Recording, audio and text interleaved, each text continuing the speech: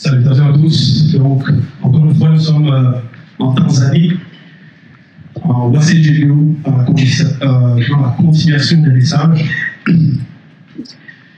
Donc, aujourd'hui, cette exhortation, donc, ça va être dans Kalata Dipsi, le livre mystérieux.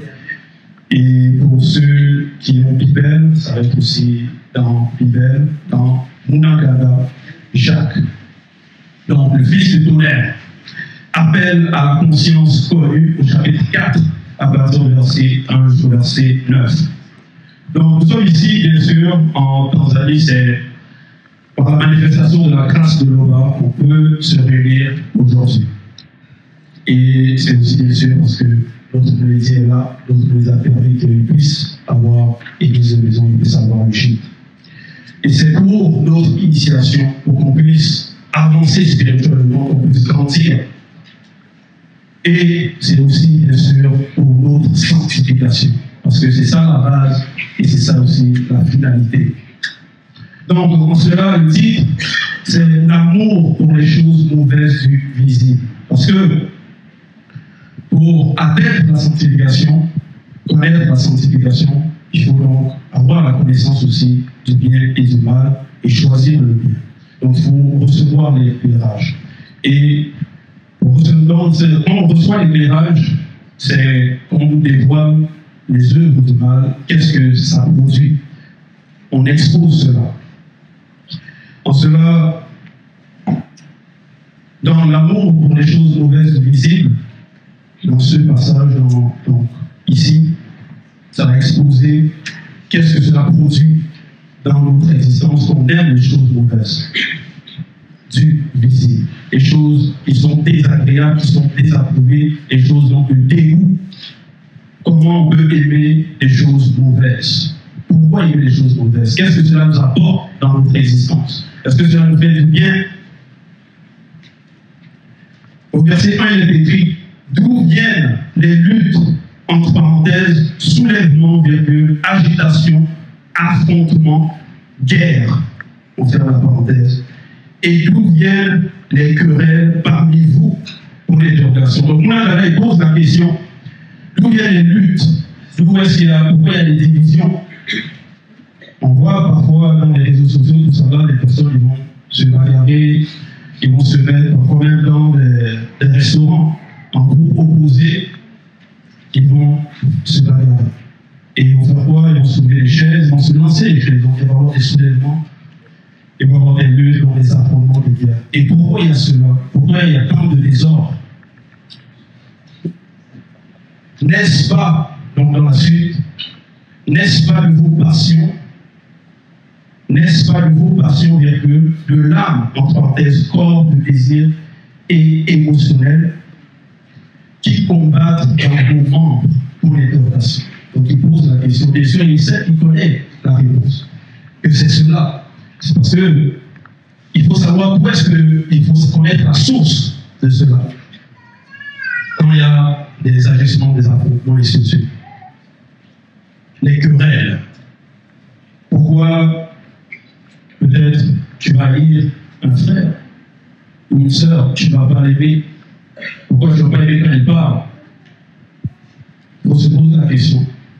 Si c'est ton frère ou ta sœur dans le verre, pourquoi les divisions? Pourquoi les querelles? Pourquoi les affrontements? Si on écoute le même message, si on a le même midi, si on est là pour le même but, la sanctification.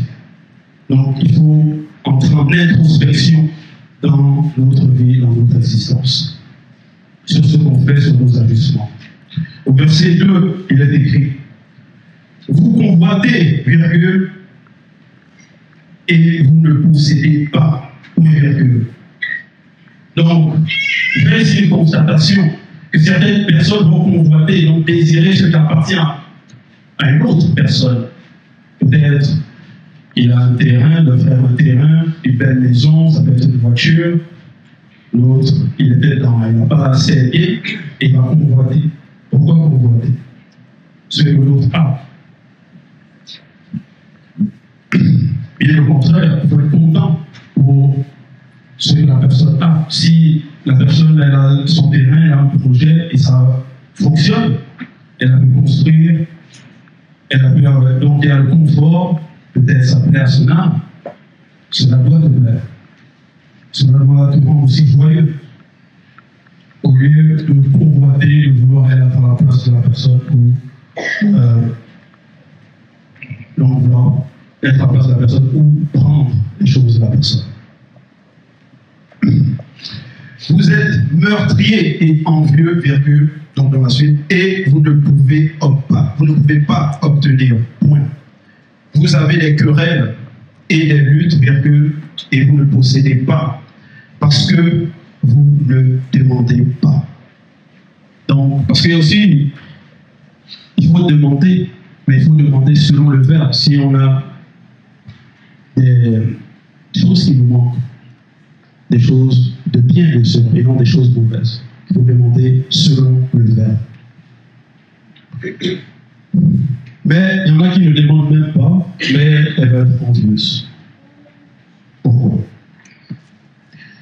Maintenant, au verset 3, vous demandez, virgule, et vous ne recevez pas, virgule, parce que vous demandez mal, virgule, dans le but de satisfaire vos passions de l'homme livré à lui-même. Entre parenthèses, alimenté par vos corps de plaisir et émotionnels. Donc, ici au verset 3, il dit certaines personnes vont demander, mais vont mal demander avec de mauvaises intentions. Peut-être ça peut être une voiture, mais tu veux la voiture pour te vanter, pour pouvoir rouler et peut-être attirer les femmes, et ainsi de suite. Donc, parce que tu veux satisfaire de mauvaises pulsions, on ne va pas t'accorder cela. Parce que la source de ce désir, de cette envie, n'est pas bonne.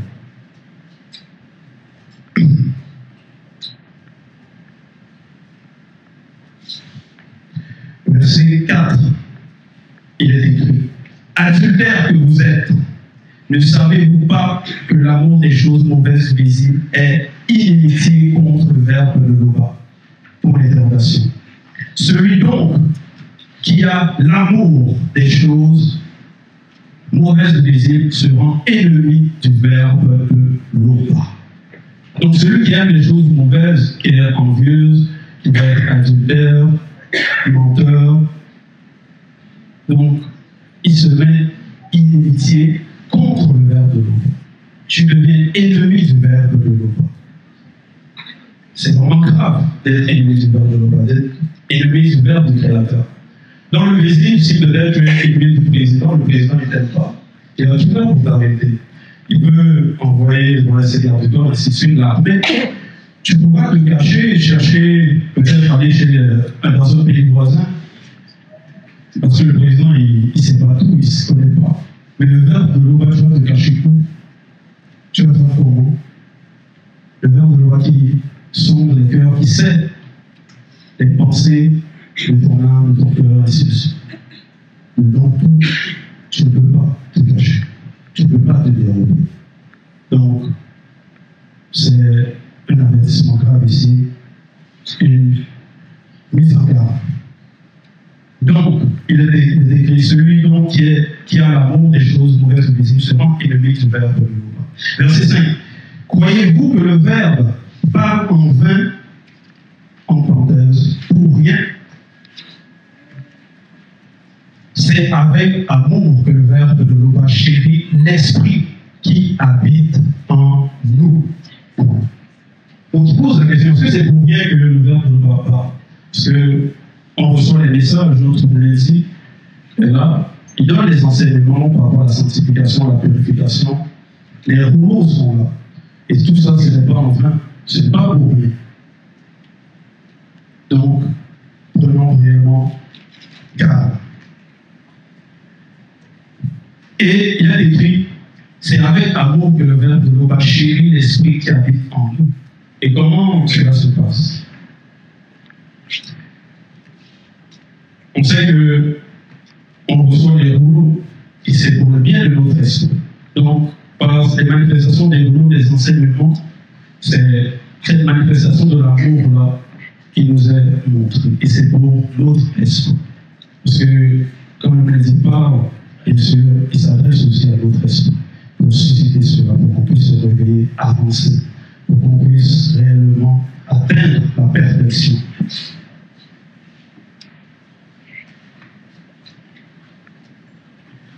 Donc, dans le verset 6, il est écrit, il accorde, virgule, au contraire, virgule, une grâce plus excellente, point virgule. C'est pourquoi le Verbe dit dans l'Écriture, deux points, Moutima Biko qui s'est dit en horreur les hommes orgueilleux, point virgule, on peut être sûr qu'ils ne seront pas impunis. On peut être sûr de cela. Donc c'est la certitude. Tu vas être orgueilleux, tu vas te vanter, on sait que rien ne va t'arriver. Même si dans le visible, tu meurs, et voilà, peut-être tu n'as pas été châtié pour cela. De l'autre côté, il y a les entités. La vie du visible, ce n'est pas la finalité. Il y a l'imprévu. Verset 7, il est écrit, soumettez-vous donc au verbe de Loba et résistez spirituellement à, en parenthèse, l'influence de Satan, le petit mauvais esprit. Et son influence s'éloignera loin de vous. Il fuira loin de vous. Comment se soumettre? Si on prend un exemple, peut-être tu as un ami, tu es ami avec un officier, un officier, quelqu'un qui n'est pas dans le verbe. Et cette personne-là, par rapport à ses mauvais propos, t'influence aussi dans ta vie quotidienne. Peut-être ces amis-là vont t'inviter à consommer de l'alcool avec excès. Ils vont pratiquer la moquerie, donc constamment se moquer. Donc quand tu es en leur présence, ça va être l'anti-vérité, ça va être l'influence du mal, donc les choses mauvaises. Mais si tu t'étais soumis au verbe de Loba, si on s'est soumis au verbe de Loba et on met en pratique le commandement, la recommandation qui nous dit ne sois pas habillé avec un nom ici, un blanc sans mêlé. En mettant en pratique, tu bloques ces personnes, tu ne pas bien avec eux, tu ne les appelles pas. Donc cette influence-là de ces personnes vont s'éloigner pour le temps. Donc avec la soumission, on est protégé. Ça devient une barrière. Verset 8, il est écrit, approchez-vous spirituellement du verbe de Loba, virgule, et il s'approchera de vous. Point. Donc, il faut qu'on fasse notre part. Il faut s'approcher. Et le verbe aussi va s'approcher de nous. Nettoyez spirituellement vos mains, virgule, pécheurs, point virgule, purifiez vos cœurs, en parenthèse à part, la conscience de vos cœurs. Donc voilà comment on s'approche du verbe de Loba. C'est en se nettoyant. Donc on se purifie. C'est par le message, c'est par la mise en pratique. Donc purifiez vos cœurs, la conscience de vos cœurs, homme irrésolu, incertain, hésitant, en suspens. Parce que irrésolu, ça veut dire que tu peux être dans les deux camps. Un coup tu es chaud, un coup tu es froid.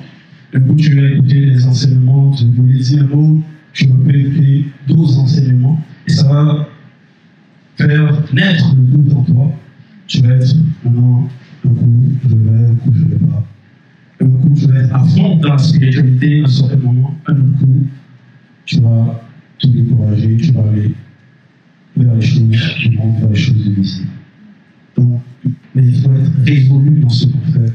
Si on sait que c'est la vérité, il faut être à fond.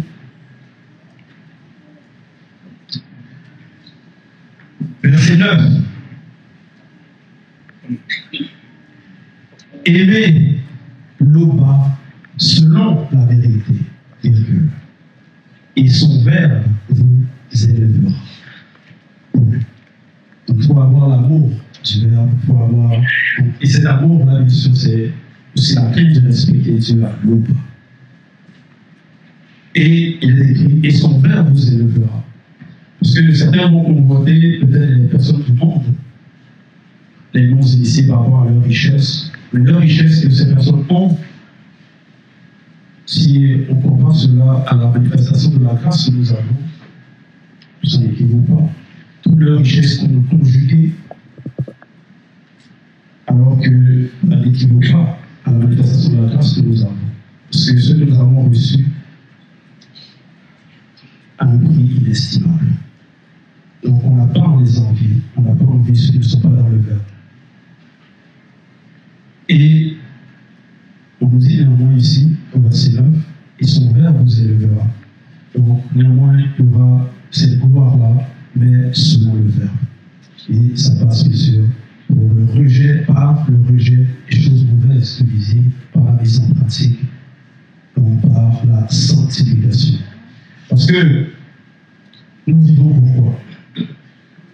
Si nous vivons pour atteindre la perfection selon le verbe de l'Opa. Et ce passage est dans Isaïe 11:7 pour la référence. Donc c'était l'exhortation. Si vous avez des questions, vous pouvez les poser.